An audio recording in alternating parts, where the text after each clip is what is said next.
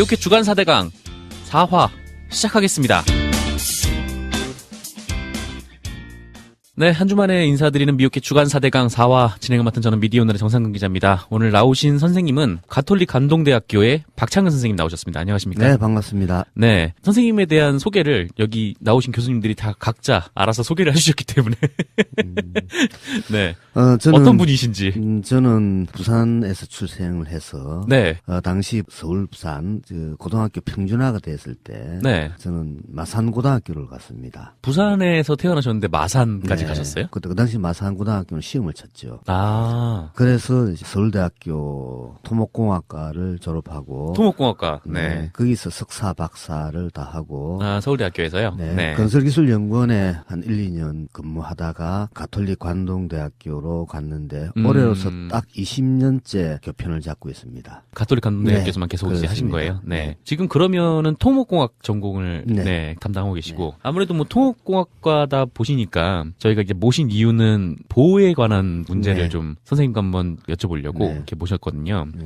그래서 일단 뭐 그거를 얘기를 하기 전에 선생님께서 아마 그때 뭐 대우나 얘기 나올 때부터 그리고 또 4대강 사업으로 전환될 때부터 계속 반대를 해오셨잖아요. 이 사업에 대해서. 반대가 아니고 네.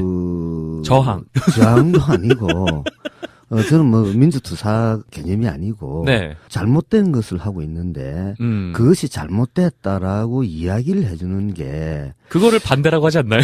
글쎄요. 근데 우리 사회가 볼 때 네. 반대를 위한 반대로 한다는 그런 어떤 프레임을 짜는 것은 아주 위험하다. 우리 사회를 더 위험하게 만드는 것은 네. 찬성을 위한 찬성입니다. 다시 해서 빤히 그것이 잘못됐다는 것을 알고 있음에도 불구하고 네. 권력이 정부가 힘 있는 자가 한다고 했을 때 그 잘못된 것을 알면서도 그 어떤 엉터리 논리를 만들어주면서 네. 찬성을 위한 찬성을 하는 분들, 그러니까 잘못된 논리를 만들어서 잘못된 사업을 하기 위해서 찬성을 하는 전문가들, 다시 네네. 해서 찬성을 위한 찬성을 하는 사람이 오히려 우리 사회에 더 위험하다. 반대를 위한 반대와 네. 둘 중에 하나를 만약에 우리가 본다면은 우리 사회는 만약에 둘의 어떤 극단이 있다 그러면은 네. 반대를 위한 반대를 쳐다보면서 왜 저 사람들이 정부가 하는 일, 힘 있는 자가 하는 일에 대해서 반대를 할까? 한 번쯤은 귀를 기울여 봐야 될 필요가 있다. 그렇죠. 그렇게 함으로 인해서 설령 그 사업이 잘 됐다 하더라도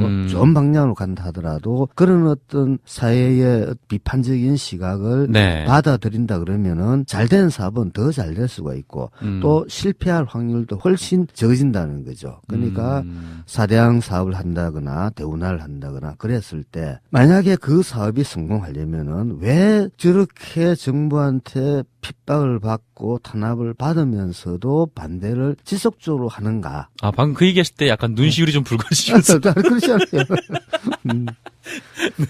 워낙 반대를 한다는 어떤 프레임으로 네. 정말 반대주의자다. 저런 사람들 때문에 국책 사업을 제대로 못한다. 이런 어떤 그렇게 말하는 분들이 프레임으로 계시죠. 몰아붙이는 이 사회가 과연 건강한 사회인가? 네. 우리가 서로 다름을 인정을 해야 되지만은 차이점, 다시 해서 그릇됨과 오름의 어떤 차이점은 다름이 아니거든요.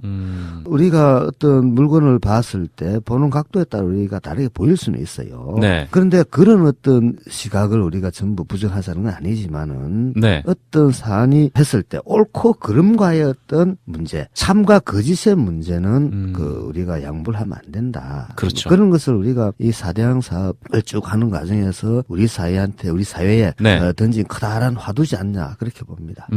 그런 의미에서 지금 이 4대강 사업의 진행 과정에서 이제 여러 선생님들이 이 문제점은 이것이 문제다라고 지적을 하셨고 계속 그렇게 흘러왔잖아요. 그런데 이 4대강 사업 과정에서 그런 분들의 지적 혹은 개선에 대한 의견 이런 것들이 수용이 된 게 있습니까? 아, 많이 됐죠. 아, 됐어요? 네.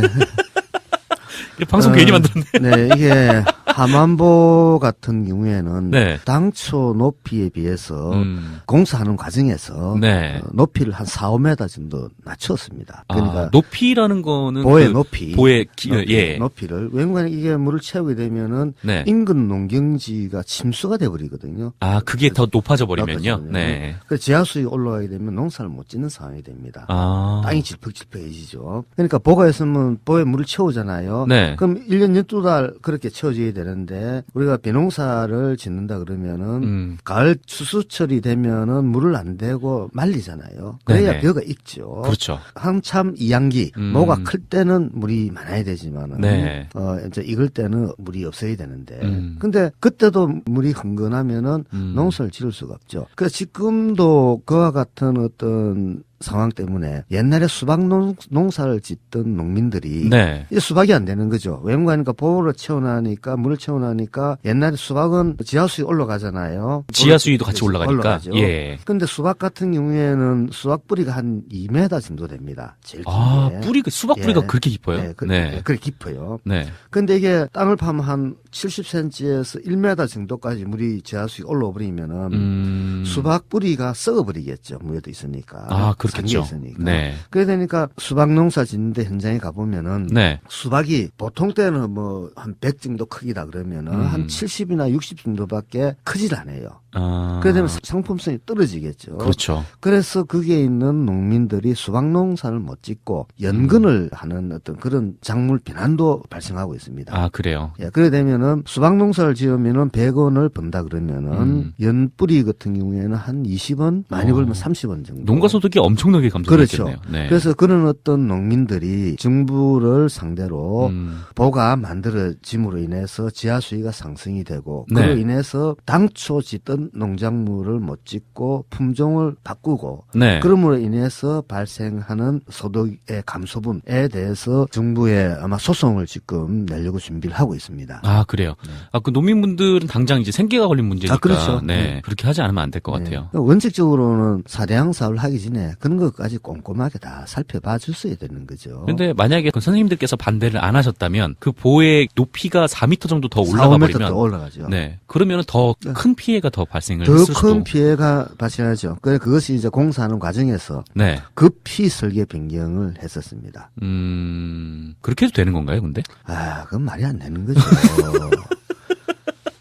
아니, 우리가 집안에서 네. 예를 들어서 컴퓨터를 하나 산다. 아니면은 뭘 조그마한 우리가 뭘 만든다 하더라도 고민을 해보잖아요. 그렇죠. 이렇게 할까, 저렇게 할까. 맞아요. 그러니까 우리가 일상생활에 우리가 생활하면서 내 돈이지만은 네. 이것을 쓸 때는 어떻게 잘 쓸까라고 고민을 하면서 해야 되는데. 그렇죠. 그럼 만약에 개인 같은 경우에는 그 판단이 잘못됐을 경우에는 아마 개인이 책임지면 되는 거죠. 네. 근데 국가 세금으로 일을 한다는 것은 자기 돈이 아니잖아요. 그렇죠. 세금이죠. 그렇죠. 국민 돈이기 때문에 어떤 예산을 사용할 때는 자기 돈을 쓰는 것보다 훨씬 더 꼼꼼하게 살펴봐야 된다는 거죠. 네.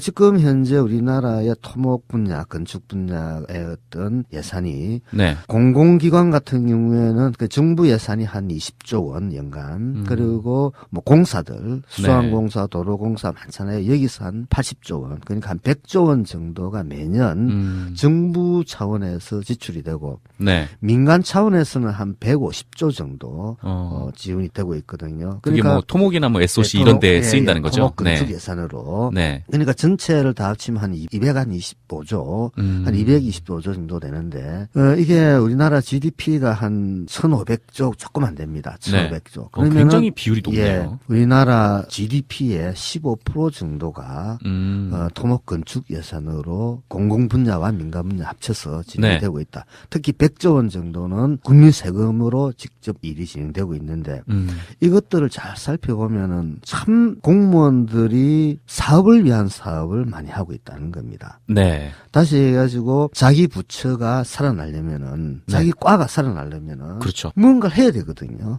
그 예를 들어서 수자원 개발과가 있다. 그 수자원 개발과 같으면은 물을 만들어낸다는 뜻이잖아요. 가장 대표적인 게 댐을 만드는 거예요. 다시 해서 수자원 개발과에서 수자원을 개발 못하면은 네. 그 과는 없어야 되겠죠. 그렇죠. 피가 없어지니까. 그렇죠. 네. 그 이제 국토부 수자원개발과와 배영되는 게 수자원공사에 수자원개발처가 있어요. 네. 그러니까 수자원공사에서도 수자원개발처가 살려면은 어떤 형태든지 사업을 해야 되는 거죠. 그렇죠. 그렇다면은 가장 대표적인 게 이제 대형 댐을 짓는 것. 그다음에 광역상수도. 물론 광역상수도가 서울이라든지 대도시에는 필요하죠. 네. 그렇지만은 이 광역상수도 사업이 조그마한 도시에서도 지금 많이 하고 있거든요. 아, 그래요. 예를 들어서 강원도 정선 태백에 공급하는 물의 일부가 한강에 있는 상류에 있는 달방댐이라고 있습니다. 네. 달방댐인가? 이제 전문성의 신뢰가. 아, 예. 네, 어쨌거나. 네. 네. 그래서 어떤 댐에서 물을 공급을 할 때, 네. 예를 들어서 강원도 정선 태백 같은 경우에는 이 관로를 연결하게 되잖아요. 광역 그렇죠. 상수도 같으면은 네. 강원도 산골에 가면은 중간중간 마을이 있지 않습니까? 뭐 아, 10가구, 그렇죠, 그렇죠. 20가구, 많게는 뭐 100가구. 막 이렇게 모여 있는 게 아니라 예, 뭐 분산이 돼 분산돼 있으니까. 있죠. 네. 그럼 여기를 관로를 쫙 깔아가지고 물을 공급하죠. 네. 그래 되면은 이게 광역화가 되잖아요. 그래서 광역 상수도가 되거든요. 그런 사업을 해야 되는 거죠. 근데 문제는 그와 같은 광역 상수도를 농촌 지역, 산골 지역에 만들면은 네. 관로에 누수가 많이 생기겠죠. 그래서 옛날에 2009년동강 정선 태백 지역에서 가뭄이 들어서 네. 생활용수가 공급하지 못했는데 그때 누수율이 약 네. 50% 정도가 됩니다. 아, 50%가 관을 예. 타고 가다가 다 다 새버린 거예요. 살버린 거죠. 어. 그래서 아까 정선하고 태백 지역에 물을 공급하는 댐은 네. 광동댐입니다. 달방댐은 또 다른 쪽에 있고. 아, 관동댐. 예. 광동댐입니다. 네. 아, 전문가의 위신을 다시. 그래서 순간적으로 그 부근의 회복을 댐이 하셨어요. 그 네. 부근의 댐이 있거든요. 네네. 그래서 달방댐하고 광동댐하고 도암댐이 있는데 네.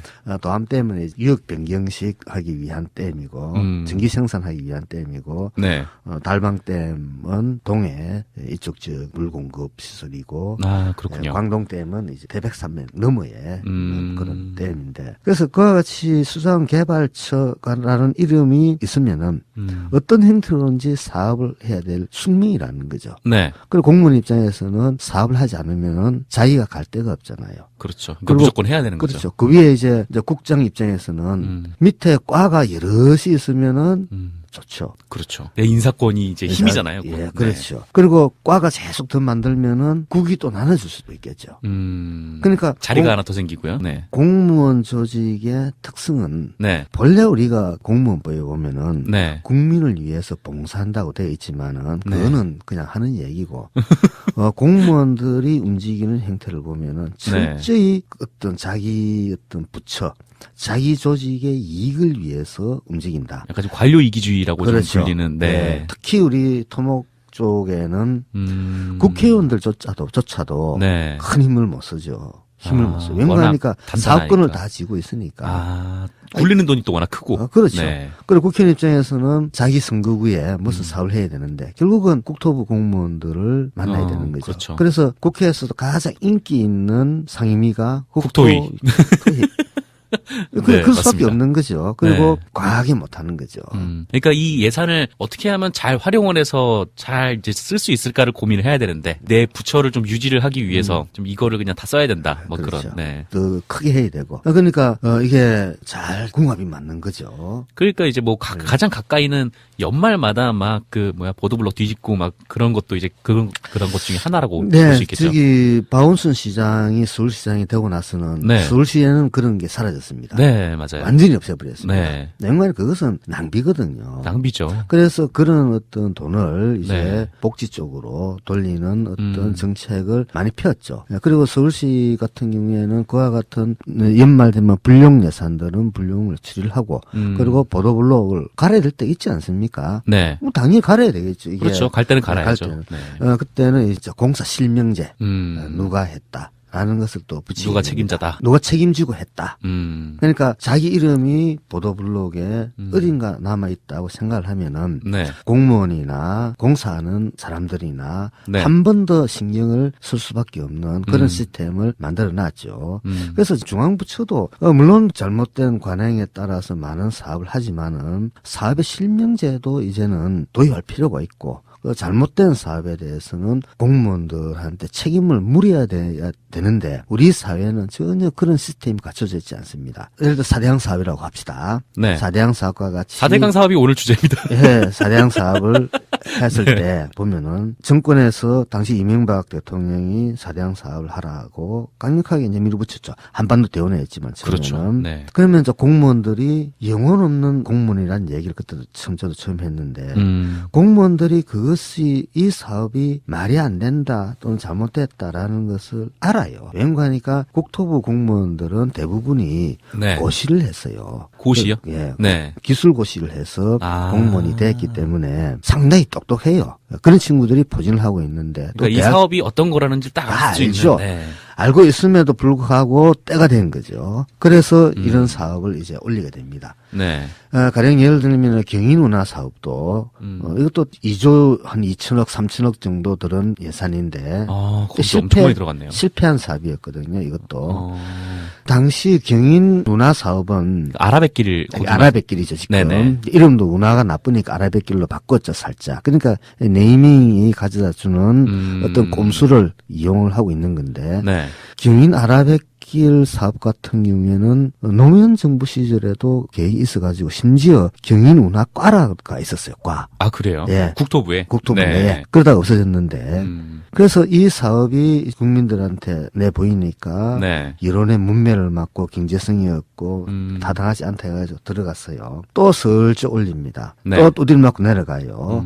다시 해서 경인 아라뱃길 경인운하 사업은 한 대여섯 번 죽었던 사업이에요. 계속 이제 뭐 안 됐다가 네. 또 그걸 또 꺼내 들고. 네. 네. 그러니까 공무원 사업 안에는 네. 수십 가지의 사업이 있습니다. 그래서 그렇죠. 이명박 대통령이 딱 들었으니까 그 카드를 딱 올리는 거예요. 또 네. 그러니까 오케이 받아들이게 됩니다. 그래서 밀어붙이게 되는 거죠. 제가 그 아라뱃길 주변에 살거든요. 근데 이 아라뱃길 사업이 얼마나 좀 웃기냐면은 저희 집이 아라뱃길 북쪽에 있고 계양역이 아라뱃길 남쪽에 있어요. 원래 거기가 아라뱃길이 만들기 전에는 그냥 다리가 이제 평평한 다리였거든요. 그러니까 강만 좀 건널 수 있게 그렇게 만든 다리였어요. 그래서 거기서 버스를 타면은 한번 이제 쭉 가서 뭐 우회전하면 바로 이제 계양역에 갈 수 있는. 근데 이게 배가 다녀야 되잖아요.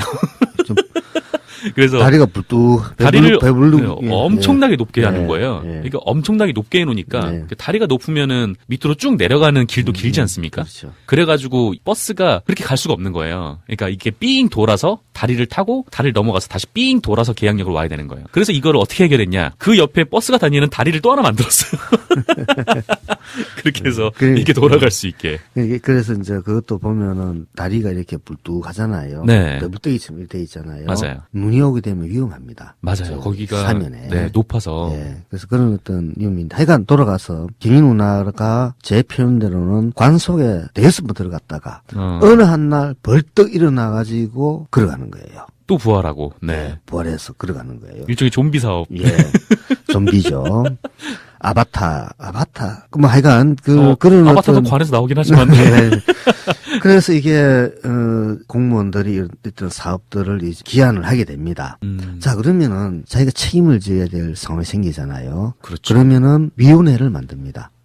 네, 네. 논리는 간단합니다. 나는 공무원인데 이것은 너무나 전문적이기 때문에 나는 이 사업에 대해 잘 모른다. 그래서 그 이쪽 분야에 유명한 전문적인 학식을 가진 전문가들을 불러요. 그래서 거기에서 통과를 시킵니다. 전문가들의 검토 결과 이 사업은 타당성이 있다. 바로 그겁니다. 네. 그러면서 경인 아라뱃길 같은 경우도 이제 예비 타당성 조사를 하게 되죠. 또 엉터리 또 용역을 만들어서 통과를 하게 됩니다. 네. 그러고 나서 이제 사업이 끝났잖아요. 그러면은 무슨 문제가 생기면은 나는 잘 모르는데 위원회가 해보니까 대해서 우리는 했다. 이렇게 가버리는 거예요. 책임이 빠지죠. 그렇죠. 자, 그럼 그 위원회는 누가 만드느냐? 공무원들이 만들죠. 그렇죠. 그 위원회를 만들 때 그 사업에 대해서 비판적 시각을 가지고 있는 사람 부를까요? 아니죠. 네. 아니죠. 그런 사람들은 철저히 배제가 되죠. 통과를 시켜 주실 수 있는 분들을 모시겠죠. 그렇죠. 네. 네. 그런 사람들이 쭉 있죠. 그런 사람들을 불러가지고 통과시키게 됩니다. 그러니까 거기에서 이 전문가 집단이 부역을 하는 거죠. 그래서 이런 어떤 과정을 거쳐서 이제 사업이 진행이 되지 않습니까? 네. 그러면 설계사들은 그거 맞춰서 해야 되겠죠. 그렇죠. 그리고 시간을 짧게 좀 해야 되는 거죠. 그래서 심지어 어떤 상황까지 있었는가 하니까 안동댐하고 이마댐이 있습니다. 네. 안동시를 둘러싸가지고 댐이 큰 댐이 두 개 있는데 이 두 댐을 연결하는 통로를 지하 터널을 이제 만들 계획을 수립을 합니다. 아, 그래요? 네. 예. 그래서 현장 설명회라는 게 있는데 그러니까 국토부가 또 수자원공사가 이런 사업을 하려고 하니까 지하 설계사들 다 이리 와. 그러면서 이제 우리는 이런 사업을 한다. 그래서 입찰 참가할 사람들은 참가해라. 라면서 이야기를 그런 게 현장 설명회인데 네. 그때 정부 부처 관계자들이 어떤 얘기를 하는가 하니까 네. 이 사업의 타당성을 만들어다오. 만들어다오. 다 왜 이 사업 성을 조사해 다오가 아니라 네, 만들어다오. 네. 그러니까 이 사업을 왜 우리가 해야 되는지 음. 논리를 만들어서 제출해라. 아. 그러니까 그 사업을 왜 해야 될지 타당성도 없는데 네. 당시 이명박 정부가 하겠다 하니까 이것저것 다 갖다 붙인 거예요. 그렇죠. 다 갖다 내놔놓고 지하 터널을 왜 만들어요, 상식적으로? 이제 여기 뭔가 하니까 안동댐과 이마댐이 안동댐은 낙동강 본류에 있고 아, 예. 본류가 내려오는데 안동시를 지난 무렵에 반변천이라고 있습니다. 네. 합류가 되는 거죠. 아. 그래서 안동댐은 낙동강 본류에 있고 이마댐은 반변천에 있습니다. 지류에, 네. 네, 지류에. 그러면 이게 물을 서로가 공급을 하면 어디서 만날까요? 합류 지점에서 만나게 되겠죠. 그렇죠. 자, 그러면은 정부 얘기는 네. 안동댐 물이 많으면은 이마댐으로 터널을 통해서 보내고 이마댐이 물이 많으면은 안동댐으로 보내고 아, 그런 그러니까 물이 형태로 오갈 수 있는 지하 터널을 만들자. 예. 근데 문제는 왜 그래야 되는 낙동 하류에 네. 예를 들어서 물이 부족하다. 그러면은 안동댐에 물이 많으면은 안동댐 물을 그냥 보내주면 되는 거잖아요. 네, 맞아요. 다음에 안동댐 물이 적고 이마댐 물이 많으면 그걸 보내주면 되는 거잖아요. 네. 그걸 왜 안동댐 물이 많은데 이것을 왜 이마댐으로 보내가지고 그리고 다시 또 내려보내느냐. 그러니까요. 말이 안 되는 사업이죠. 네. 그런 어떤 사업들이 많다는 거예요. 아, 결국에 그거 만들었어요? 만들었습니다. 한 천억, 한 몇백억. 아, 예. 국민 세금이 그냥 그러게 또, 날라갔죠. 네, 저희 돈이 또 줄줄 샜습니다, 또. 그러면서 이제 보도를 이제 또 많이 만들게 되죠. 그것도 아, 드디어 보얘기를. 방송 시작 30분 만에 보얘기를 그래요? 네. 이 보가 이제 당초 16개가 지금 만들어졌는데 네, 16개 보. 네. 물론 조그마한 보들도 안동보라든지 몇 개 있습니다. 그건 빼고 조그마한 네. 빼고 큰 보만 16개가 있는데 이 보에 대해서 한참 이제 안전성 논란이 있었거든요. 네, 그랬죠. 그때 정부가 상당히 곤혹스러웠어요.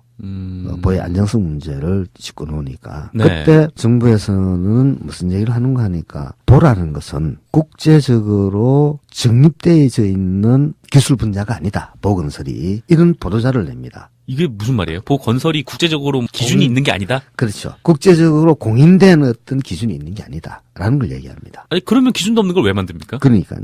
그 자기네들이 그러니까 하도 공격을 당하니까 네. 헛발질 해버린 거죠. 아버지를 부정해버리는 뭐 그런 식의. 그렇죠. 네. 그래서 실제로 보라는 것은 네. 우리가 농촌에 가보면은 조그만 강에 보면은 하천을 가로지르는 콘크리트 구조물 있잖아요. 이게 보거든요. 아, 예. 예. 이게 뭐 물을 살짝 막아서. 예. 그러니까 이게 높이가 아주 높은 게 한 2m, 3m. 보통 한 1m 내외예요. 네. 그래서 프로 농업용수를 공급을 하는 그런 어떤 구조물이거든요. 네, 뭐 그리고- 살짝만 모아놓을 수 있는 그렇죠. 물을. 네네. 높이가 한 1m 남짓해요. 네. 근데 그 보들은 보통 10년에서 15년 정도 되면은 다시 네. 만들어요. 아, 수명이 원래 그래요? 네, 본래. 네. 그 뭐 간단한 구조물이잖아요. 음. 그래서 뭐 그리고 큰 홍수가 나면은 네. 그런 보드는 뭐 수시로 뭐 쓸려 없어집니다. 내려가고. 예. 네. 이제 그런 어떤 하천 설계 기준에 보면은 그런 보를 어떻게 만들어내는 기준이 있어요. 네. 그러니까 그것을 국제적 기준으로 본다면은 네. 대형 댐에 해당되는 보에다 갖다 붙인 거예요. 그냥 대형 댐 같은 거를 예. 보라고 그냥 그렇죠. 명칭을 이름을 붙인 지었다. 거죠. 아, 그럼 댐이랑 보랑의 차이는 뭡니까? 그러면? 기능은 댐 아주 축소판, 음. 아주 축소판이라고 보면 됩니다. 그러니까 아주 작은 거니까 보통 우리가 소양댐 같으면 높이가 뭐 100m 이렇게 넘잖아요. 그죠? 네, 100m. 맞아요. 이런 것들이 댐이라 그러는데 음. 국제 규격으로 보면은 높이가 한 15m, 15m는 것은 강바닥부터 네네. 저기 안반부터 높이까지입니다. 네. 그 15m 정도 되면 대형 댐에 속하는데 지금 현재 우리가 설치되어 있는 것은 국제적으로 대부분이 대형 댐 음. 그리고 일부는 중형 댐에 속하는 그런 있던 댐입니다. 그럼 보와 댐을 만드는 방법의 가장 큰 차이점은 네. 보는 말 그대로 그냥 모래 위에 샀습니다. 모래 위에. 예, 모래 네. 위에. 강바닥에 보면 모래가 많지 않습니까? 거기에 그렇죠. 조금 파가지고 조금 안 쓸려나게끔 이 앞부분을 뾰족하게 기역자 형태로 해가지고 네. 쭉 심으면은 잘 안 밀려나잖아요. 그렇죠, 그렇죠. 예, 그렇게 만들어요. 갈고리처럼 이렇게. 갈고리처럼 네. 해가지고. 근데 그 워낙 간단한 구조물이니까 그렇죠. 그냥 예, 네. 모래 위에 싸도 별로 네. 상관없는. 네. 네, 근데 댐은 상하류로 물을 막고 네. 거기에 모래를 다 퍼냅니다. 아, 모래를 다 다 푸고요. 퍼내고 안반이 나오잖아요. 네. 안반이 나오면은 거기에서 또 물 청소를 다 해요. 그리고 그리고 안반 사이에 또 구멍이 났잖아요. 네. 크랙 같은 게 있으면 거기에 또 매워요. 다 매워요. 예. 그러면서 그 위에 콘크리트나 이런 거 싹 올리거든요. 그러니까 이거는 무너지지 않게. 아, 네. 그렇죠. 단단하게 그리고 짓는다는 예, 거죠. 물이 또 빠져나가면 안 되겠죠. 네. 하류로. 그러면 뭐 댐 만들어낼 필요 없죠. 그러니까 딱 댐을 가로질러서는 물이 못 빠지게끔 해놓은 거예요. 그게 댐이에요. 물이 하나도 안 나가도록. 조금 나갈 수밖에. 콘크리트도 물이 그래요? 셉니다. 죄송합니다. 아, 근데 조금 나가죠. 네. 예를 들어서 한강에 우리 바가지 물 한번 푼다고 푸는 정도의 네. 물은 굉장히, 콘크리트라도 빠져나갑니다. 네. 근데 지금 현재 4대강에 설치된 것은 규모는 댐인데 크게 설계는 지어놨는데. 보설계를 했어요. 그러면 그 큰 구조물을 모래 위에 지어놨다. 모래 위에 지으면서 보가 있으면은 이게 큰 콘크리트 덩어리잖아요. 네. 그러니까 모래를 다 파고 해야 되는데 거기에 이제 기초 파일을 박았어요. 음. 그러면은 커다란 콘크리트 덩어리 우리가 낙동강이라는 데 가보면은 보들이 크게 보이는 콘크리트 구조물이잖아요. 네, 맞아요. 그 밑에는 기둥을 박아가지고 1000개씩 이렇게 박았어요. 박아가지고 이걸 지지를 하는데 우리가 모래 위에도 뭘 놔놓으면은 지지를 하잖아요. 그죠? 근데 이게 지지를 하는데 큰 구조물이 기둥에 의해서도 파일에 의해서도 지지하지만 모래도 네. 지지를 하잖아요. 네네. 만약에 모래들이 다 없어지면 어찌 될까요? 모래는 쓸려 나가니까. 모래 쓸려 나가게 되겠죠. 그러면 이게 어찌 될까요? 붕 뜨지 않을까요, 이렇게? 또 붕 뜨고 가운데 물이 왔다 갔다 하겠죠. 네. 그러면은 당장은 무너지지 않지만은 콘크리트가 조금 앞으로 밀린다든지 그런 현상이 발생하게 됩니다. 그러니까 조금씩 무너져 나갈 수 있다는 거죠. 조금씩. 네. 실제로 칠곡보라든지 이런 데는 네. 이제 콘크리트가 크기 때문에 이게 잘라가 치거든요. 네네. 한꺼번에 다 못 치고. 그러면은 볼을 보면 이렇게 커다란 구조물로 되어 있지만 실제 가까이 가보면 이렇게 잘라져 있어요. 잘라져 있는 부분이 이렇게 한쪽 부분이 살짝 밀려나가고 이래요. 그런 것들이 세월이 지나면은 점점 더 강해지겠죠. 이제 그런 것 때문에 이제 보호의 안전성에 대해서 상당히 문제를 제기를 하니까 네. 국토부에서는 이 보는 국제 규격이 없다. 국제적으로 정립되어지지 않다. 네. 만약 그렇다 그러면은 네. 그부터 해야죠. 그렇죠. 뭐 어떻게 지을지부터 그렇죠. 결정을 하고 해야죠. 당연하죠. 네. 그러니까 우리가 대형 빌딩을 짓는데 네. 단층짜리 주택 짓는 기술을 도입한 거예요. 아. 그러면 이게 위험할 수밖에 없죠. 안전성에 있어서 근본적으로 문제점이 있다는 겁니다. 그래서 이제 이런 것들을 이제 우리가 지적을 많이 했죠. 그래서 제 같은 경우에는 2012년도인가 11년도에 네. 국토부가 저를 명예훼손으로 고발을 명예훼손으로? 예. 뭐라고 하셨길래 명예훼손으로? 그러니까 보가 네. 안전성에 문제가 있다. 안전성에 문제가 있다. 네. 라고 하니까 명예훼손이다. 네. 뭐 누구의 명예를 훼손했다는 거죠? 보의 명예를 훼손했다는 겁니까? 그럼 보가 걸어야죠. 그리고 수자항공사도 또 네. 명예훼손죄로 저를 또 고발을 하게 됩니다. 아, 그래요. 그래서 이 쌍나발이 불죠. 아마 뭐 이 방송을 듣고 계시는 시청자분들께서 만약에 고소라든지 고발을 네. 당해보면은 아마 그 심정을 알 겁니다. 이 쌍나발을 보니까 정신을 못 차려요. 맞아요. 예. 저희도 많이 당하거든요. 아, 그래요? 검찰 불려가고 예, 많이 예. 진짜 귀찮죠. 예, 귀찮기도 하고 또 그 뭐 짜증나잖아요. 네. 그리고 원칙적으로 국토부와 수상공사는 음. 국가기관 이번에 우리가 특검하고 청와대하고 했을 때 네. 행정소송을 냈을 때 네네. 국가기관이 못하게 이건 좀 다르네. 네, 다릅니다. 예, 좀 다르네요. 대부분 판례에 보면은 네. 국가기관은 명예가 없어요. 아, 그렇죠. 예. 아니, 보의 안정성 네. 문제를 제기하면은 안전하다고 증명을 해야 될 거 아닙니까? 그렇죠. 네. 그래가지고 논리를 서로가 얘기를 하면 되는 거죠. 그렇죠. 네. 그러면 끝나는 거예요. 근데 역시 이제 그것은 보의 안전성에 대해서 국토부도 많이 캥겼겠죠. 그러다 보니까 어째 해야 되겠어요. 원래 할 말 없는 사람이 소리 지르잖아요. 예. 그런 어떤 상황이 되어버린 겁니다. 네. 그래서 결국은 다 이제 무혐의 무혐의 나셨어요? 네, 무혐의 다 무혐의 처분을 이제 받았는데, 뭐, 검찰이 또 무혐의 처리하더라고요. 그래서 이제 보의 안정성에서 가장 큰 문제가 파이핑 현상입니다. 파이핑 현상이라는 게 뭔가요? 파이핑 현상이라는 것은 우리가 네덜란드가 국토의 아주 많은 부분이 해수면보다 낮잖아요. 네. 그래서 제방을 쭉 쌓아놨는데, 이 제방에서 물이 새는 거예요. 그래서 이제 뭐 그 손가락으로 막다가 안 돼. 결국은 이 어린애가 동화도 있죠. 예, 어린애가 자기 몸으로 네. 다 막잖아요. 네네. 현재 네덜란드에 가보면은 그 지역에 가보면은 그 어린애 동상이 있더라고요. 아, 그래요. 예, 그러니까 그게 동안지 뭔데 실화인지. 실화인지는 모르겠지만은 제가 보기에는 그 실화는 아닌 것 같고 그만큼 네덜란드 사람들이 제방에서 물이 새면은 자기가 공포감이, 사는데 네, 있는 거죠. 다 잠기니까 네. 그렇다. 그래서 그게 바로 파이핑 현상입니다. 파이핑 현상은 한마디로 샌다. 예, 물이 새는 거예요. 네. 다시 해서 조그마한 물길이 있잖아요. 그러면 조그만 물길 속으로 물이 새는 그게 파이프처럼 물이 샌다. 그래요. 이게 점점 시간이 지나면서 커지잖아요. 그렇죠. 그러니까 볼을 만들어 놨으니까 상하류 수위차가 있겠죠. 네네. 그러면은 밑으로 물이 셀 수가 있겠죠. 그래서 우리도 파이핑 현상이 발생하는 것을 발견을 했고 수도원공사도 국토부도 다 발견을 했어요. 있어요? 그 네. 구멍 같은 게? 네. 네. 감사원도 발견을 했어요. 이미 있는 거예요? 이미 지금? 있어요. 네. 근데 제일 먼저 파이핑 현상을 들고 나왔던 게 제가 제일 먼저 파이핑 현상이 발생하고 있다. 네. 보의 안정성은 우려스럽다. 라는 논리를 가지고 최초로 이제 문제를 제기했었다. 제기했죠. 전문가의 풍모가. 교과서에 보면은 네. 파이핑 현상은 생기면 안 된다고 되어 있습니다. 그렇죠. 그 예. 동화에서도 이게 작은 구멍이 점점 이제 물이 압력이 쏠리니까 그렇죠. 결국 이제 상식이죠. 그렇게 됐잖아요. 네. 이제 그 문제를 제기를 하니까 국토부가 뜨거 된 거죠. 그래서 또 명예훼손. 그래서 이제 공개 토론을 이제 하게 됩니다. 토론회를 하셨어요. 토론을 네. 했는데 1대 한 20이랑 공개죠. 그러니까 어느 한 원로학자는 네. 판넬을 예. 들고 와가지고 막 설명하는 거예요. 그래서 제가 교수님 그 판넬은 교수님이 만드셨어요? 답변을 안 해요. 그러니까 그 당시 이제 수자원공사였던 걸 보면은 네. 이제 제가 토론회를 그때 파이핑 때문에 문제가 엄청 시끄러울 때 했었어요. 네, 맞아요. 그래서 보니까 저 혼자 일방적으로 당했더라고요. 그래서 선생님 한 분 모셔다 놓고 나머지가 계속 다 이거를 토론회라고 부르는데. 예, 중립적인 인사, 토론자는 또 저한테 또 추천을 주더라고요. 네. 열심히 추천했는데, 보기에는 다 저쪽 편에 쓰더라고요. 아니면은 그래요. 막, 얼버무리 버리고. 결국은 또 플로어에서 질문을 엄청 해대더라고요. 결국은 1대 한 몇십들 붙었는데. 네.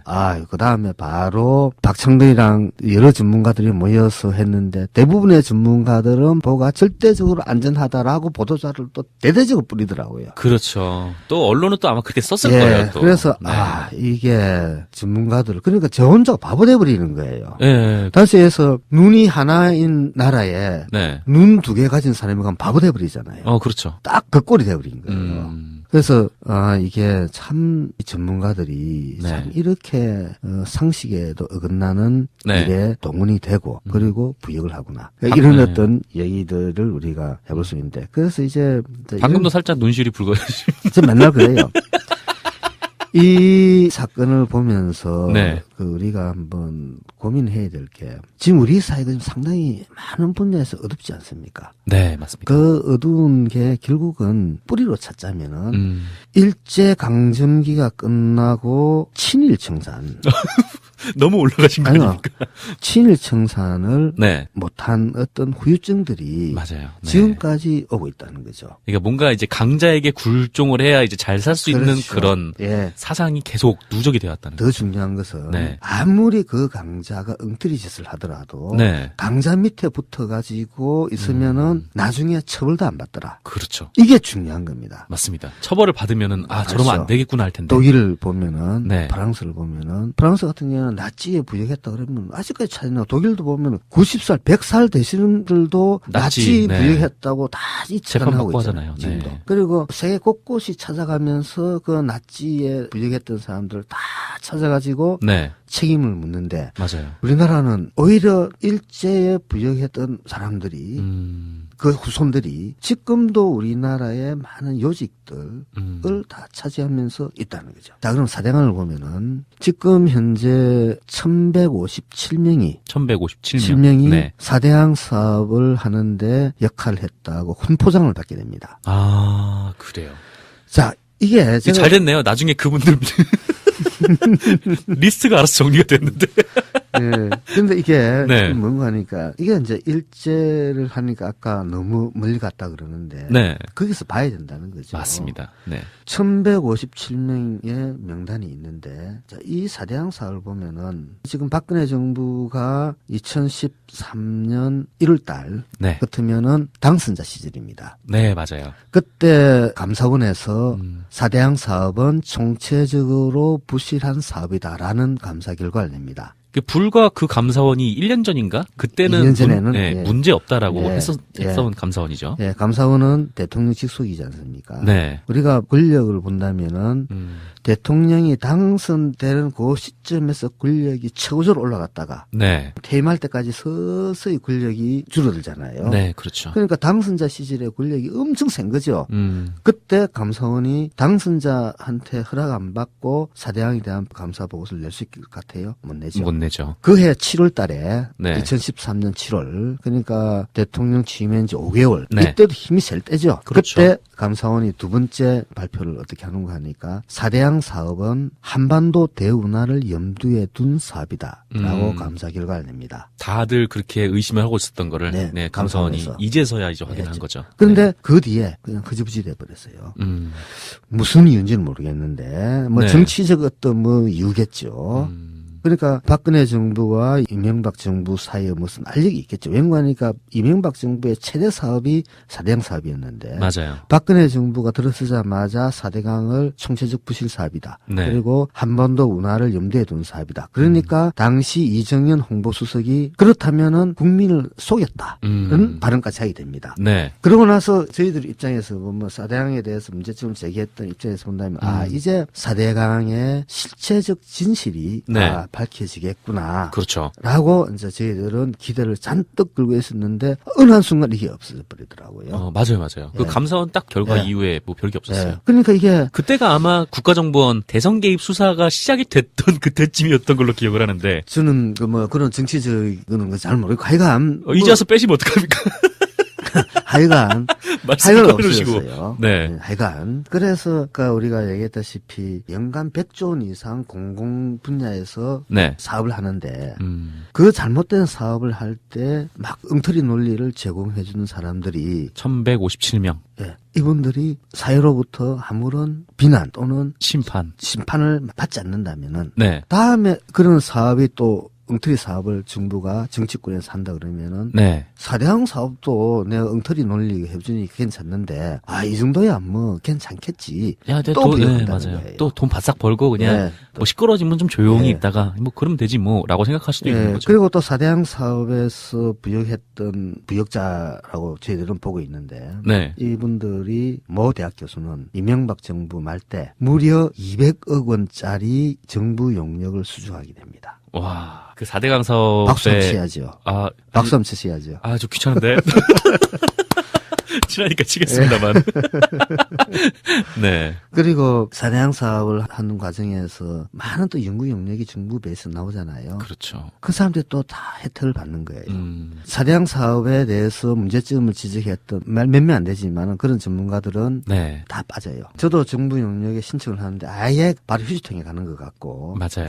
작년까지만 해도 모 대학 교수랑 같이 정부 용역에 신청해가지고 됐어요. 네네. 연구 책임자는 저는 먼저 안 하니까 네. 저는 공동연구 연구원으로 했는데 정부 부처에서 연구원으로 있는 박창근이는 빼달라. 박창근을 빼라. 예. 이걸 받고 싶으면. 예. 아니 이제 당첨이 됐어요. 계약을 할 시점에. 계약을 할 때. 예, 네. 연구원은 바꿀 수가 있거든요. 그래서 연구원이 교체가 되고 작년까지도 이거 그랬어요. 그냥 완전 블랙리스트 아닙니까 그냥? 그래서 제가 국토부 모 인사를 한번 만났어요. 네. 그래서 만나가지고 저녁을 먹으면서 문체부에 그렇게 블랙리스트가 있는데 국토부에도 블랙리스트 없습니까? 이런 물으니까 허허 웃으면서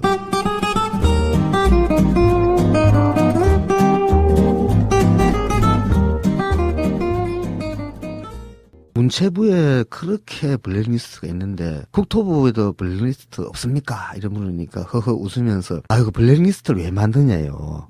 귀찮게. 이미 블랙리스트에 들어있는 사람들 다 알고 있는데 아, 그렇죠. 굳이 그걸 만들어가지고 수리로 남겨할 그렇죠. 이유가 있냐. 박창건 교수만 아니면 되는 거예요. 제가 말고 몇 명 있어요. 네. 손가락 한 뭐, 네, 맞아요, 10명도 채 안 네. 돼요. 그러니까 그 블랙리스트는 뭐하러 증거를 내고 뭐하러 그 이름 우린 다 알고 적어가지고 있는데. 다 알고 있고 네. 그 알고 있는 걸 굳이 문체부처럼 만들어가지고 우리가 바보냐고. 아, 그렇군요. 그래서 저도 박수를 치면서 속이 좋으십니다, 선생님. 이게 그런 식으로 이제 우리 사회가 굴러갔다는 거죠. 맞습니다. 그래서 한 번쯤은 우리가 이 사회가 잘못 돌아가고 있는 이 사회가 이제 바로 가야 되는데 네. 아까 얘기했다시피 새로운 정부가 들었으면은 블랙리스트 만들 필요가 없어요. 아까 말씀했다시피 이미 네, 훈포장 목록만 쭉, 그러니까 쭉 보면 될 것 같아요. 국가수원법에 따르면은 네. 분포장을 발라면 공직이 있잖아요. 네. 대국민 사기극이잖아요. 사대강 사업은. 아, 그렇죠. 국민 속였다 했으니까. 음. 사기극이잖아요. 대국민 사기극에 일조했던 사람들이 네. 훈포장을 받았다. 자, 그럼 공적이 엉터리겠죠. 이제 국가수원법에 보면은 네. 공적조서라는 게 있어요. 공적조서가 있어야 그래 이 사람은 이런 공이 있기 때문에 네네. 예? 훈장을 주든지 포장을 주든지 뭐 여러 가지 있잖아요. 아, 그것도 다 정리해놨네요. 그러니까 대국민 사기극을 하는데 공적이 있었던 사람들이 훈포장을 받았다.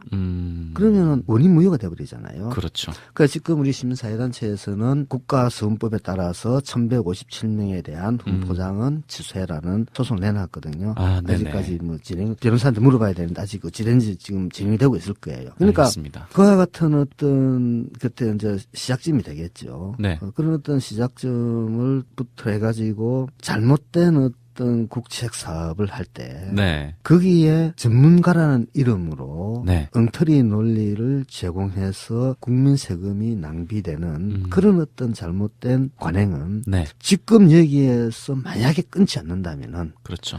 앞으로 우리가 내는 많은 세금들이 또 이런 식으로. 또 엉터리로 네. 낭비될 여지가 충분히 있다. 맞습니다. 그래서 이 부분은 우리가 반드시 규명해내야 될 문제다 봅니다. 맞습니다. 근데 보얘기 좀 해주시죠.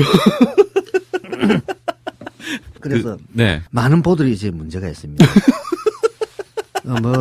머릿속에 제가 다 들어가 있으니까. 네. 하만보를 보면은. 하만보. 네. 하만보. 낙동강에서 제일 아래에 있는 보입니다. 가장 규모가. 하류에 있는. 네. 그게. 그 보가 보면은 보를 넘었으면 물살이 세집니다. 네. 그럼 땅이 파이겠죠. 그렇죠. 하류 지역에. 하류 지역이 파였는데 무려 23m가 파이게 됩니다. 밑으로요? 보 밑으로 보를 물이 넘어오면은 네. 하류 지역에서 물살이 세니까 모래를 파나가잖아요. 아, 그 모래가 이렇게 쓸려 나간 거예요? 예, 파여 나가는 거죠. 23m나, 네. 깊이가. 깊이가. 그래서 우리가 2012년, 12년도, 11년도, 2년도로 기억되는데 그때 우리가 배를 타고 들어갔어요. 네. 그때 못 들어가게 했으니까. 그래서 배를 타고 우리가 들어가가지고 에코 사운딩 기법으로 네. 그래서 음파를 쏴요. 네네. 팔을 쏘면은 전자파를 쏘면은 네. 반사파가 오는 걸 가지고 깊이를 추정을 해요. 네. 가보니까 실험실에서 분석을 해보니까 네네. 이게 23m, 20m 넘게 나오는 거예요. 수심이요? 수심은 26m, 7m 나오는 거죠. 바다 아닙니까, 바다? 그러니까 거의?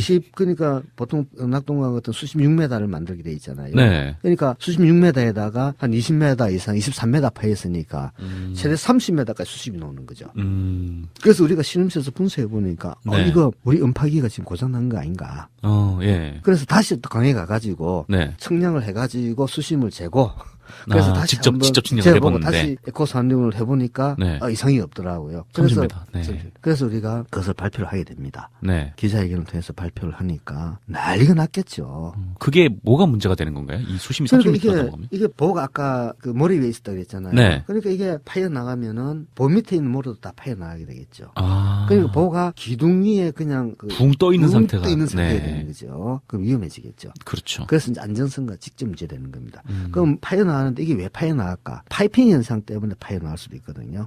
그러니까 상하에 수위차가 있으니까 밑에는 모래니까 네. 모래 속으로 계속 물이 파여나니까 보호 밑에 있는 모래들이 쓸려 나오겠죠. 네네. 그러면은 그게 점점 가속화되면 어찌 될까요? 뭐 결국에는 보가 무너지지 않겠습니까? 보가 당장 무너지지 않겠죠. 내구년수가 지금 100년을 잡고 있는데 100년 동안 견뎌야 될 보가 네. 뭐 30년, 20년밖에 못 견딜 수가 있겠죠. 그 엄청난 돈을 들여서 만들어 놓은 보가 그렇죠. 그럴 가능성이 충분히 있다는 거죠. 그냥 뭐 그 몇천만 원 들여서 만든 보하고 똑같이 수명이 그거밖에 안 된다. 그렇죠. 몇 천억을 들여가지고. 몇천억을 들여서 만든 예, 보가. 네. 하천에 보는 보통 한 뭐 1위 1000만 원 정도. 그렇죠. 한 1,000만 원 정도 한 나오잖아요. 1,000. 네. 그러니까 1위 1000만 원짜리 해야 될 기술을 네. 몇 천억짜리 만드는데 사용했다. 아까 말씀드렸다시피 빌딩 짓는데 네. 단층집 짓는 기술로 가지고 지었다. 근본적으로 이게 문제가 생겨버린 거예요. 그래서 그렇죠. 이게 파여나니까 말 그대로 이게 이제 정부가 심각해진 거죠. 그래서 한만보 같은 경우에는 몇 번을 보강을 합니다. 아, 보강 공사를 해요 네, 또. 보강을 했는데 네. 세 번인가 했는데 다 실패를 했어요. 아, 그래서- 그것도 세금 또 계속 들어가고 예. 있었네요. 또 모르는 사이에. 맨 마지막으로는 어떻게 했는가 하니까 네. 조그마한 야산 하나를 그냥 해서 돌을 파냅니다. 네. 어느 정도 가니까 6만 5천 입방메다. 6만 5천 입방메다 하니까 잘 규모가 잘, 예, 알겠죠. 잘안 우리가 떠오르네요. 보면은 강의실에 보면 교탁 있죠. 네. 네, 그게 한 1입방메다 정도 됩니다. 아, 교탁이. 예. 근데 6만 5천. 그냥 우리가 강의실에 보면 교탁 조그마한 게 있잖아요. 네. 1입방메다라는 게 가로 세로 높이가 1m 되는 거예요. 그런 돌이 6만 5천 개를 퍼본 거예요. 와, 그냥 산이 하나 들어갔네요, 거의. 근데 네. 예산을 그냥 돌들이 이런 말 그대로 1m, 1m 얼마나 크겠어요. 이 돌을 그냥 6만 5천 개를 퍼붓어요. 한만보 같은 경우에는. 네. 방법이 없으니까. 아, 그렇죠. 근본적으로 큰 집을 짓는데 조그마한 집 짓는 기법을 가지고 해놨으니까 근본적으로 해결이 안 되겠죠. 그렇겠죠. 그러니까 결국은 극약 처방을 한 게 그겁니다. 그리고 달성보 근데 그것도 실패했나요? 근데 그거는 아직 저, 잘 저 모르나요? 우리가 지난번 이제 수중 촬영을 또 들어갔는데 네. 수중 촬영 들어가면은 앞이 안 보입니다. 아, 수질이 되게 안 좋아서. 안 좋아가지고 네. 또 어둡고 하니까 네네. 앞이 안 보여요. 보통 깨끗한 물은 밑 다 보이잖아요. 그렇죠. 네. 위에 보더라도. 근데 한강도 그렇습니다. 우리가 한강 다리를 지나다 보면은 뭐 깨끗하게 보이지만은 가까이 가 보면은 네. 거의 뭐 그러니까 수영을 할 수 있는 상태의 물이 아니에요. 근데 우리는 일반 시민들은 그냥 지나다니면서 물이니까 네. 좋네 이러지만 실제 그 물은 좋지 않은 상태에. 거의 죽어가고 있는 물이라고 보면 됩니다. 네네. 그러니까 낙동강도 그렇다는 거죠. 그러다 보니까 이 시야가 안 나와요. 그러다가 우리가 수중 촬영 들어갈 때 물을 뿌려버리잖아요. 네. 그러면 더 탁해져가지고 또 물살이 세면은 이 촬영하러 들어가지 못해요. 네. 그러니까 우리가 보통 촬영 기자를 할 때 150만 원에 사루 200만 원 정도 일당을 드리거든요. 네네. 그러니까 뭐 그럼 몇 뿌리면은 그냥 돈이 날라가 버려요.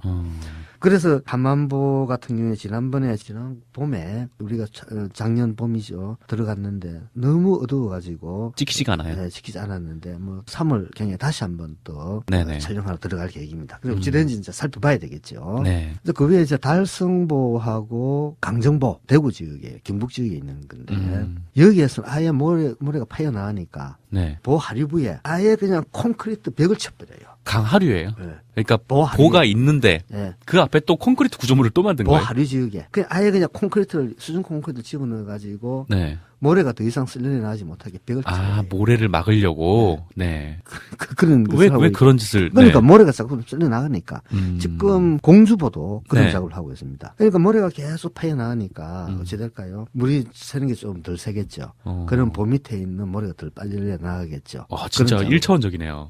아니 그러니까 무식한 데는 무식한 게 제일 좋거든요. 네. 무식하게 했으니까 무식하게 보강하는 게 방법이 없으니까 방법이 없으니까. 무식하게 할 수밖에 없는 거죠. 네. 근데 지금 이제 가장 문제가 되는 보가 뭐 한만보도 있지만은 구미보가 또 문제입니다. 구미요. 예. 네. 구미보 같은 경우에는 수문이 네. 650톤 정도가 됩니다. 수문이 높이 이 폭이 한 45m가 되고 그리고 수문 무게가 한 650톤 엄청 무겁겠죠. 이게 보통 다른 데 수문은 이제 위에서 아래로 이렇게 내리게 돼 있는데 예, 이것도 그래요. 그것도 위에서 아래로 이렇게 내리게 돼 있나요? 내렸다 지금 내리가 있는 상태죠. 네. 큰 비가 오면 이렇게 열어요. 어. 예, 올려요. 그러면 열리겠죠. 네네. 예, 이제 승강식이라 그러잖아요, 그죠? 우리 엘리베이터처럼 이렇게 하는데 이 문제는 공사하는 과정에서도 이 수문이 670톤이 엄청나게 크잖아요. 네. 이 수문이 너무 크다 보니까 공사 중에도 네. 수문이 있으면 수문을 대한 또 기둥이 있잖아요. 그 네네. 기둥이 또 사고가 생겨가지고 보강을 했어요. 근데 문제는 이 670톤 정도 되는데 수문이 폭이 아까 45m 그랬죠. 네. 보통 그 수문은 그래 크게 안 만듭니다. 길어야 한 20m. 아, 그렇죠. 이제 물만 빠져나가면 되니까. 20m. 네. 우리가 팔당댐에 보면 수문이 쫙 있잖아요. 네. 그것도 보면은 뭐 한 18m 정도 되는 이걸 45m를 해놨어요. 배가 다니게 하려고. 바로 그거죠. 바로.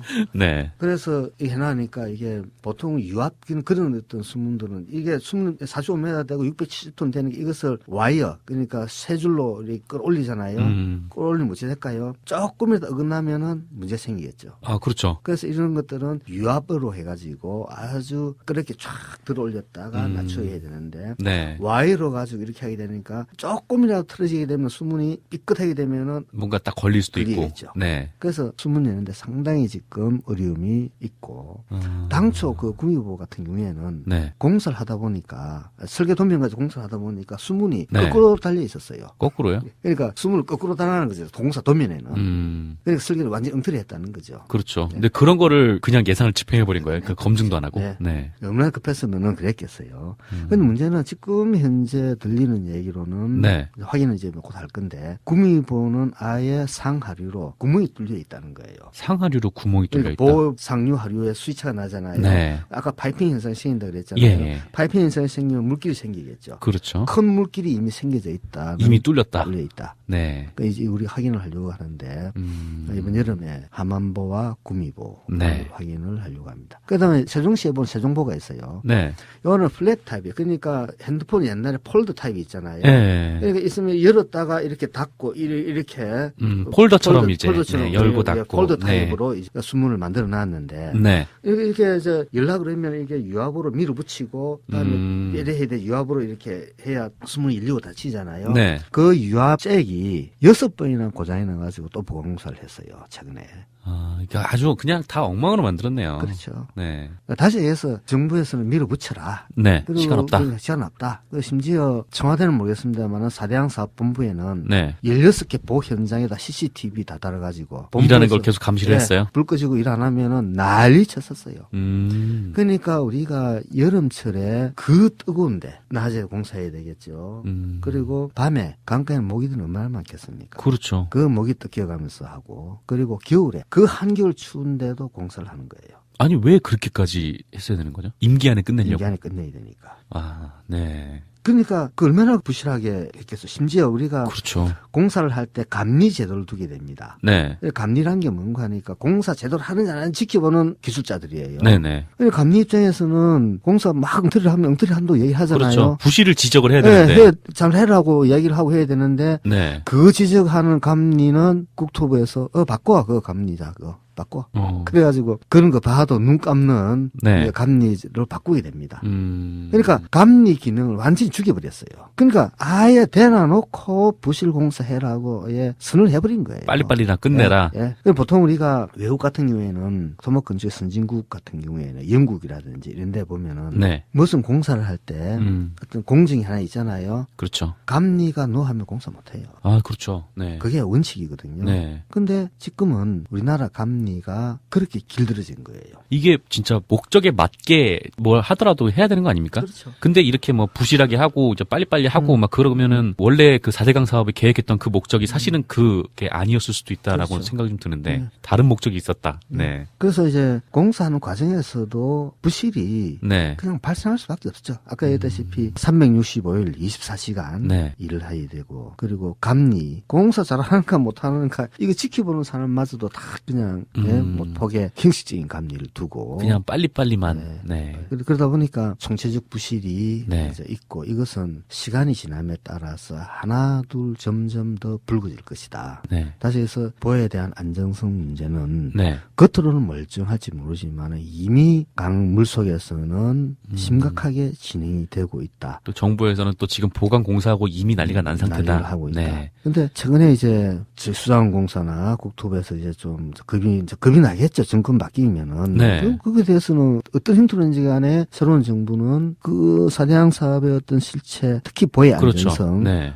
찾아야 되겠죠. 이게 워낙 큰 돈이 들어간 사업이니까 그렇죠. 정확하게 어떻게 진행되는지 네. 따져봐야죠. 예. 그래서 지금 최근에 국토부가 올 초에 발표된 내용을 보니까 네. 이제 수위를 낮추겠다는 거예요. 맞아요. 그래서 다 수문 열고 막 그랬잖아요. 지금. 예. 네. 그러니까 작년하고 그때는 펄스 방류를 했거든요. 펄스 방류라는 건 어떤 겁니까? 펄스 하면 우리 맥박이라는 뜻이지 않습니까? 맥박은 톡톡톡 뛰잖아요. 그러니까 그래서 방류하고 수문을 막고. 열었다가 닫았다가 닫고. 열었다가 펄스처럼 네. 이렇게 몇 번 하는 거예요. 음. 다시 해서 펄스 방류를 하게 되면은 숨을 열었을 때는 물이 흐르기 때문에 수질이 조금 좋아져요. 네. 닫아버리면은 똑같아지겠죠. 그렇죠. 그러니까 국토부도 수문을 열면은 수질이 개선된다는 것은 알고 있는데 네. 자기가 현지시니까 자기 부정을 못 하는 거죠. 그렇죠. 근데 문은 열어야 되겠고. 음. 그래서 펄스 방류라는 교과서에도 없는 논리를 또 갖다 들이붙인 거예요. 독조가 쌓이면 보내고 쌓이면 보내고.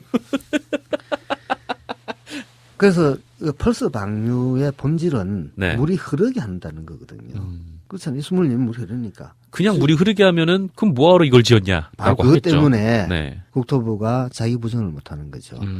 그래도 2015년 2년 동안 네. 펄스 방류를 했는데 그것이 효과가 없다라는 게 판명이 나니까 이제 국토부도 난감해지는 거죠. 그렇죠. 그래서 보호가 있으면 보호 관리 수위가 있습니다. 네. 그러니까 어느 정도 물이 채우기면 돼 있는데 이걸 이제 유지할 수가 없는 거예요, 이게.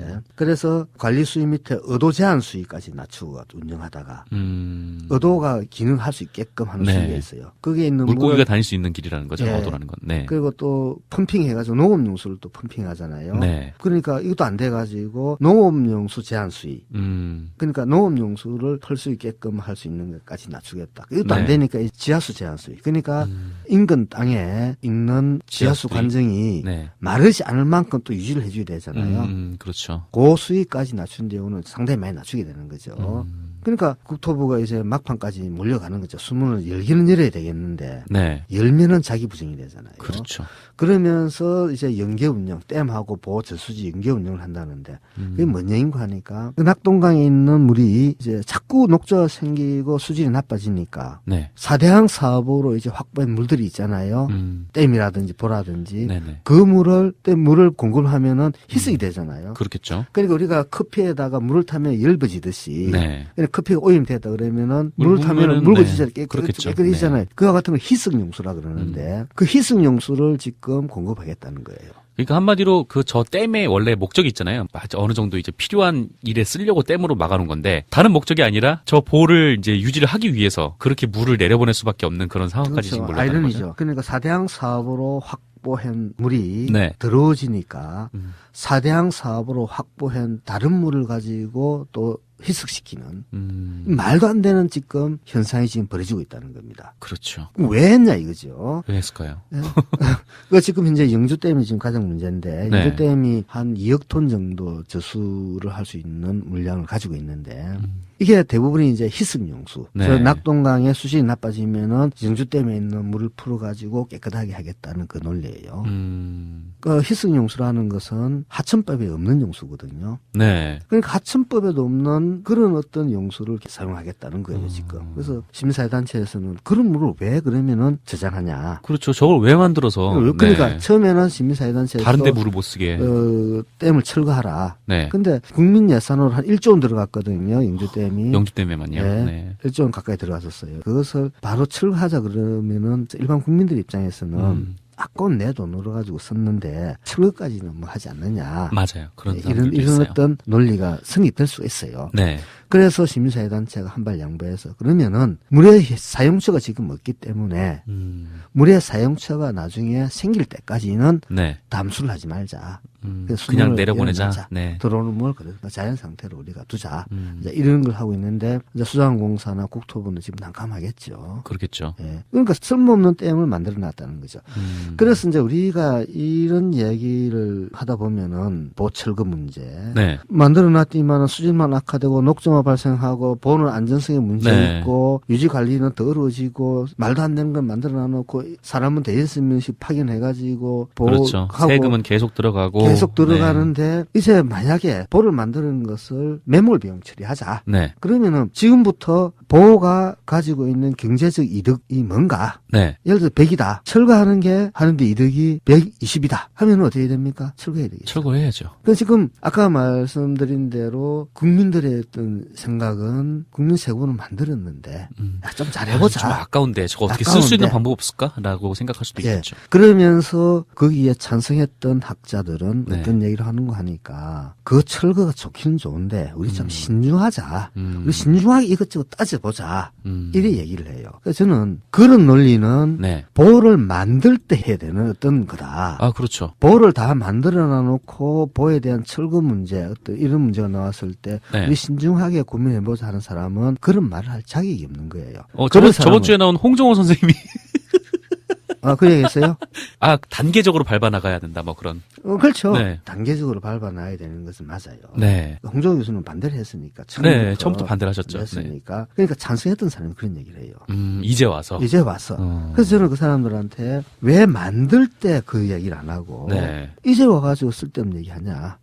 이건 잘못됐다고 저는 얘기를 했고. 잘못된 거죠. 네. 네. 그래서 그런 어떤 것은 사전에 해야 되는 거죠.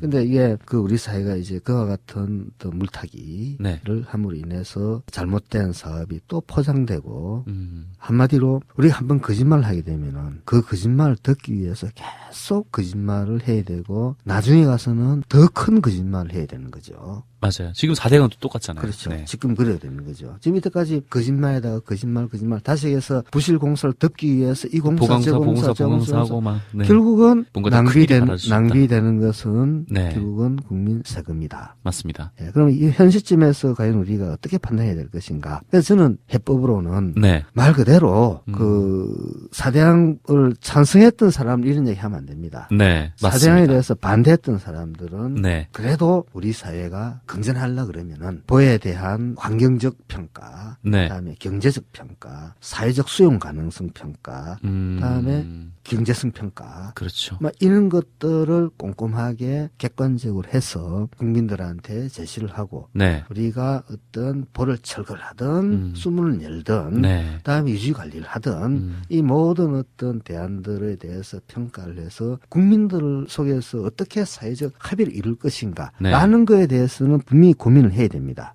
네. 저번 근데- 주에 이제 홍정호 선생님이 하신 말씀도 이제 그런. 그게 네. 그 원칙은 이와 같은 것은 보를 만들기 전에 해야 될 어떤 일이었다는 거죠. 그렇죠. 네. 애초에 그렇게 해야 했으면은 되는데 저 보가 지어지지 않았겠죠. 네. 만들더라도 그렇게 해야 되는데. 네, 죄송합니다. 예.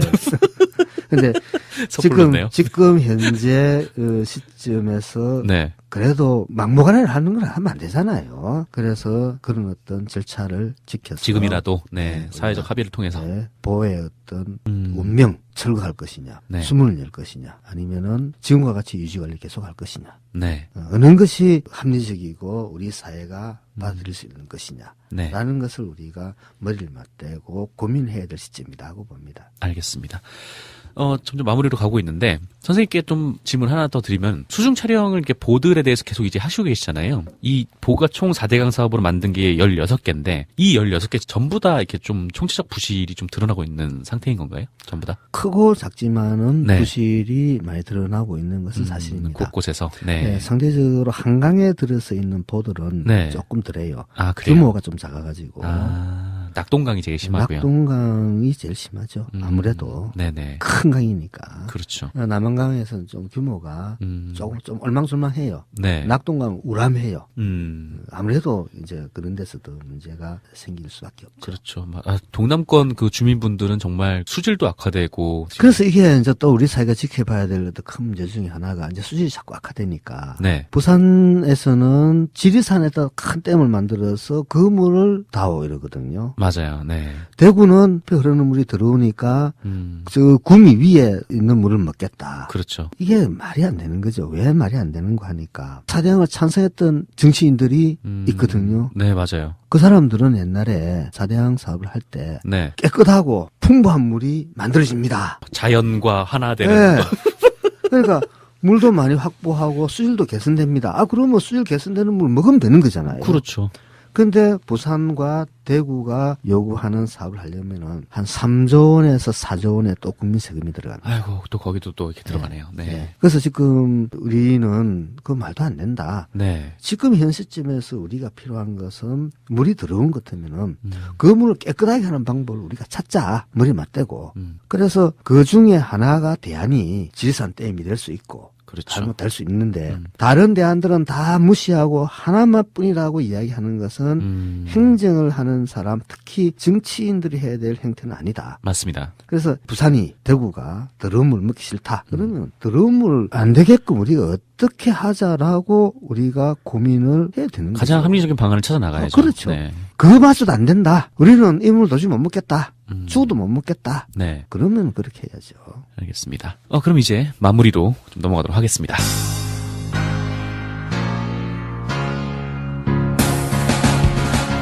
네, 이렇게 해서 오늘 가톨릭 관동대학교 박창근 선생님 모시고 정말 온갖 얘기를 너무 많이 했네요. 네, 한 보는 반 정도밖에 안 되고 온갖 얘기를 들었는데 아까 선생님께서 도착을 하신 다음에 저한테 이제 몇 분 정도 합니까 이렇게 물어보셨는데 네. 제가 한 4, 50분 정도 녹음할 겁니다 그랬더니 선생님이 기네. 네. 몇 분 됐는가요? 지금 녹음을 시작한 지 약 1시간 20분 정도가 흘러버렸습니다. 길었네. 네. 근데 이제 마무리를 하면서 오신 선생님들한테 이제 다 이런 질문을 다 드려봤는데 좀 아까 말씀하셨지만 좀 이런 사업에서도 좀 배제가 되고 환경도 되게 안 좋아지고 이렇게 그렇잖아요. 4대강 사업을 반대하시면서 좀 고초를 좀 겪으셨는데 그럼에도 불구하고 특히나 이제 토목공학과의 많은 선생님들은 이번 4대강 사업으로 인해서 좋은 거를 많이 얻으셨는데 반대를 하셨던 이유를 여쭤봐도 되겠습니까? 이게 저는 2002년 네. 태풍 루사가 한반도를 거의 휩쓸고 가버렸거든요. 네. 제가 근무하고 있는 학교가 강원도 지역인데 그쪽 지역이 엉망이 돼버렸어요. 루사로 인해서. 루사 때. 네. 2003년에 태풍 매미. 네. 2004년도에 태풍 매기. 네. 그다음에 2006년도에 태풍 에위니아. 이와 같이 한 4, 5년 사이에 엄청난 태풍이 한반도를 휩쓸고 갔어요. 네네. 엄청난 피해가 발생하고 몇 조 원 이런 재산 피해도 발생하고 그렇죠. 다 서민들 재산 피해거든요. 네. 그리고 많은 인명들이 죽어나갔었어요. 그래서 제가 2002년 태풍 루사 때는 제가 수업 한 시간만 빼고 토요일, 일요일, 명절도 다 반납하고 강원도 수해 현장을 또 전국 수해 현장 계속 돌아다녔었어요. 네네. 제 차가 수해 현장 가면은 도로가 아니잖아요. 그렇죠. 그러면 기름통도 이렇게 깨져가지고 밑에 이제 돌 같은 게 많으니까. 네. 그런 어떤 속에서 돌아다니면서 느꼈던 게, 네. 야, 이거 우리나라의 어떤 수산 정책이 네. 근본적으로 뭐가 잘못되지 않았을까? 라는 의심을 하게 된 거죠. 예. 우리 토목 쪽에 있는 사람들은 기본적으로 네. 정부가 하는 일 같으면 무조건 박수 치는 게 그렇게 아예 길들여져 왔던 조직입니다. 네. 진짜 토목을 전공하고 분들 중에서 김정욱 교수님도 서울대 토목과 나오고 네. 환경을 공부하셨거든요. 그렇죠. 그러니까 저는 이제 토목과 나오고 토목을 했으니까 제 위로는 그것을 대놔놓고 네. 공개적으로 정부 정책에 대해서 반대한 사람이 없어요. 그래서 제가 이제 제일 처음에 이제 반대를 정부 정책에 대해서 문제 제기를 했죠. 네. 그러니까 원로 한 분이 저 버르장머리 없는 놈 공개적으로 그랬어요. 그래요. 공개적으로. 그게 벌써 10여 년 됐죠. 네. 그러다 보니까 많은 선배, 후배들로부터 뭐 당연히 부정머리 없는 놈이 되어버린 거죠. 공개적으로 되어버렸으니까. 다시 한번 눈시울이 붉어지. 그런데 이 세월이 이제 지나고 보니까 네.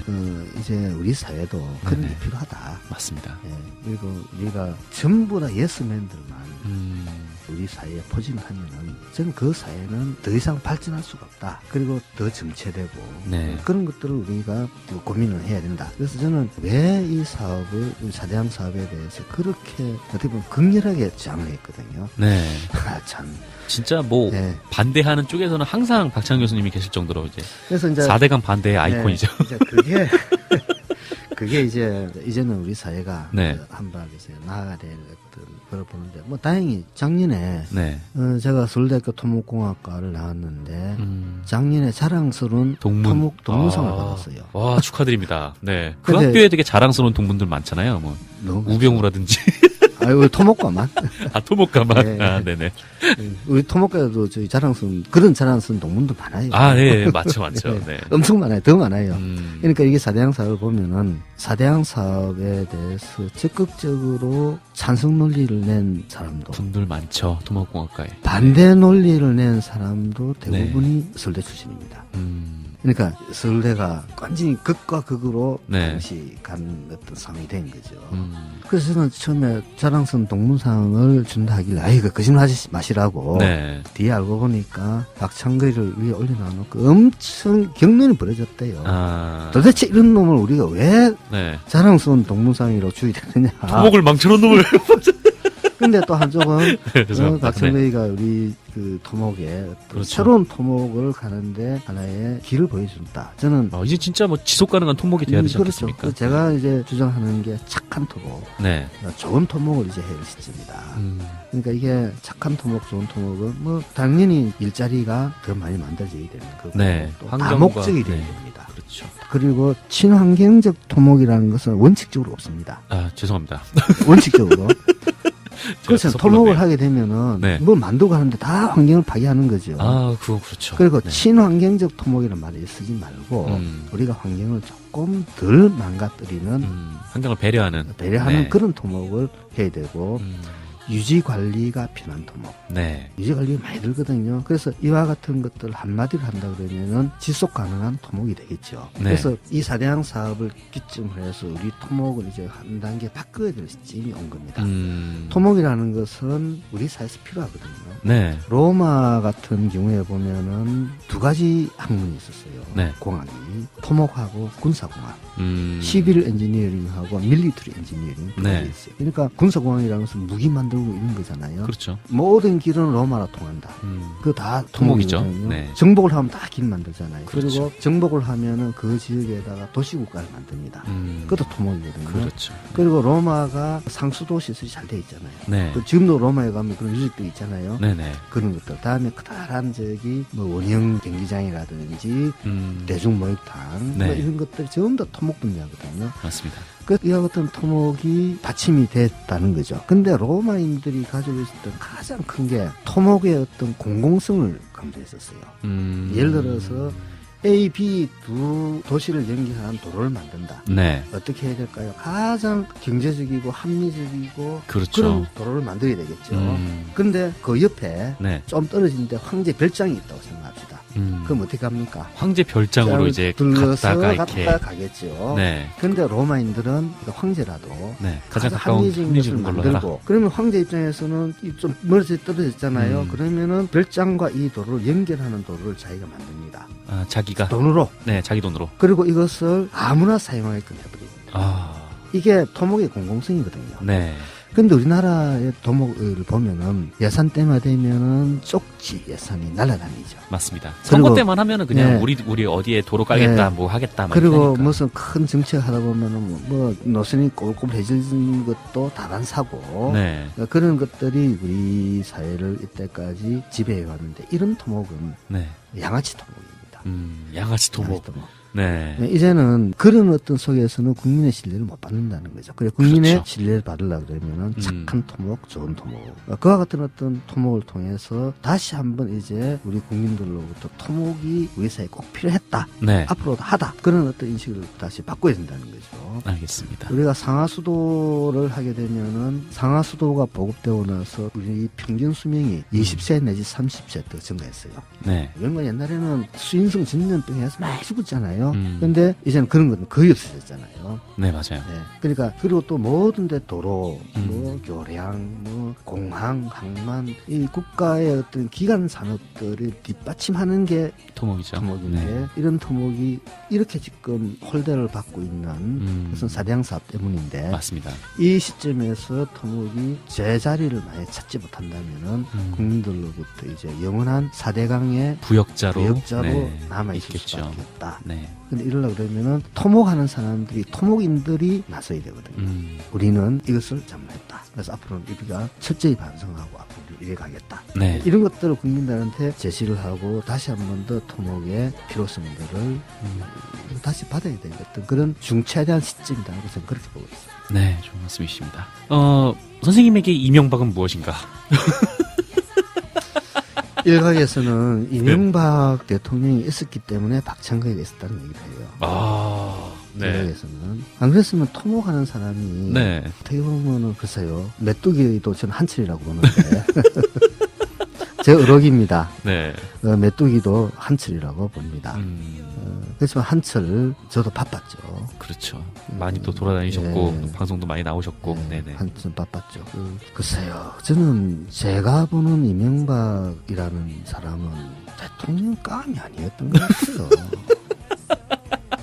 네. 왜냐하니까 지금 박근혜 정부도 상당히 실সম실 박근혜 게이트해가지고 이렇게 뜨겁지만 네. 저는 이명박 정부는 정부 전체 조직을 사기꾼 집단으로 좀 만들었다고 보거든요. 예. 지금 현재 4대양 사업은 물론이고 그 자원 외교 네. 지금 아직 하나도 못 밝히고 있잖아요. 네, 맞아요. 그러니까 온갖 천문학적인 예산들을 국가 조직을 동원해가지고 기본적인 단위가 다 몇십 조예요. 예. 그러니까 네. 솔직히 해가지고 국민 어떤 세금 어떤 낭비 입장에서 보면은 네. 최순실 박근혜 게이트는 그거는 축에도 못 들어가요.